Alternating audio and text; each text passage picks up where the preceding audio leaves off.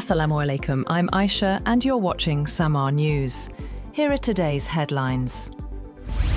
US President Donald Trump is preparing for a more aggressive immigration crackdown in 2026, with billions in new funding, including by raiding more workplaces, even as backlash builds ahead of next year's midterm elections. Trump has already surged immigration agents into major US cities, where they swept through neighborhoods and clashed with residents. While federal agents this year conducted some high-profile raids on businesses, they largely avoided raiding farms, factories, and other businesses that are economically important but known to employ immigrants without legal status.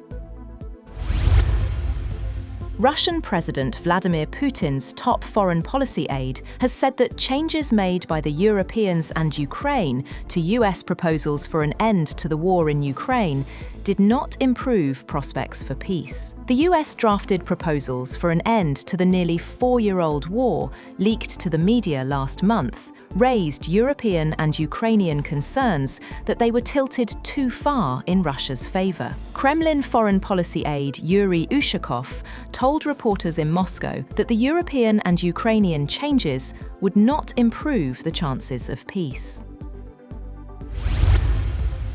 Australia's Prime Minister Anthony Albanese has ordered a review of police and intelligence services following a deadly shooting on Sydney's Bondi beach that left 15 people dead. Albanese said the government would examine whether security agencies have the powers, structures, and information sharing arrangements needed to keep Australians safe. The incident occurred on December 14th during a Hanukkah celebration. One alleged gunman was killed by police at the scene, while his son remains under police guard in hospital and faces multiple charges, including terrorism and murder.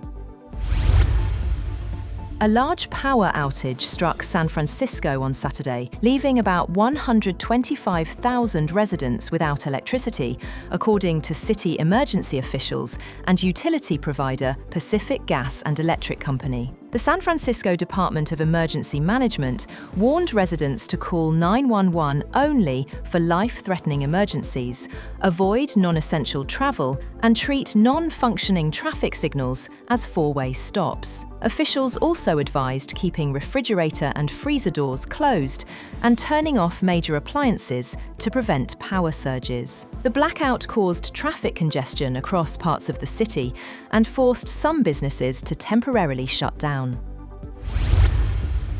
At least 11 people have been killed and several others wounded after armed men opened fire at a licensed tavern in the Beckersdale township near Johannesburg. The attack occurred just before 1 a.m. local time, when about 12 suspects arrived in vehicles and shot at patrons before fleeing the scene. Police have launched a manhunt for those responsible. The United States has intercepted an oil tanker in international waters off the coast of Venezuela, Homeland Security Secretary Kristi Noem confirmed, days after President Donald Trump announced a blockade on all sanctioned oil tankers entering or leaving the country. It marks the second such interception in recent weeks, as the US ramps up military presence in the region. Noem said the tanker had last docked in Venezuela, stressing that Washington would continue targeting illicit oil shipments used to fund narco-terrorism.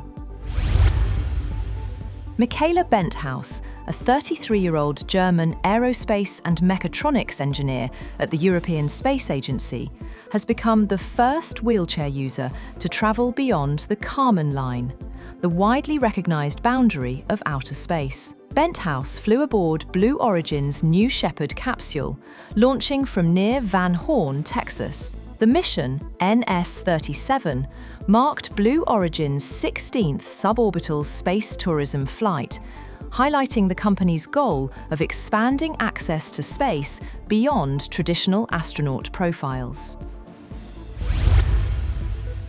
Mitchell Starc claimed 3 wickets as Australia wrap up an 82-run victory on Day 5 of the third Ashes Test at Adelaide Oval, securing an unassailable 3-0 lead in the series. Chasing a world record 435, England fought into the second session, but were bowled out for 352, with Scott Boland taking the final wicket. The loss marks England's 4th straight Ashes defeat in Australia after just 3 tests, extending their poor run to 16 losses in their last 18 matches down under.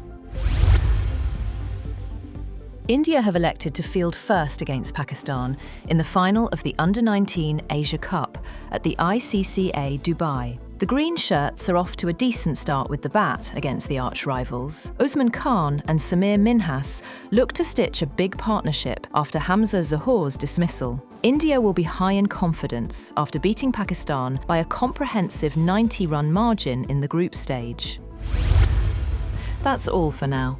For more updates, visit www.samaa.tv. Thank you for watching Samaa News.